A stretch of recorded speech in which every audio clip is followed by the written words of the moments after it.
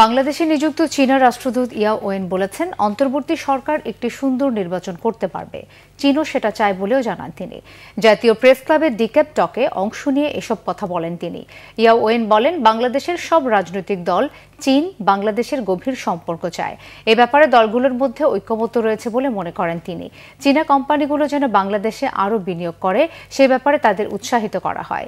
চীন বাংলাদেশ ও পাকিস্তানের সাথে যৌথ সহযোগিতায় কাজ করতে চায় বলেও জানান তিনি। বলেন, আঞ্চলিক সহযোগিতা বাড়াতে ত্রিদেশীয় বৈঠক হয়েছে। এ ব্যাপারে অন্য কারো উদ্বেগের কিছু নেই বলেও মন্তব্য করেন চীনা রাষ্ট্রদূত। এক প্রশ্নের জবাবে তিনি বলেন, একক আধিপত্য প্রতিষ্ঠার জন্য যুক্তরাষ্ট্র অতিরিক্ত শুল্ক আরোপ করেছে।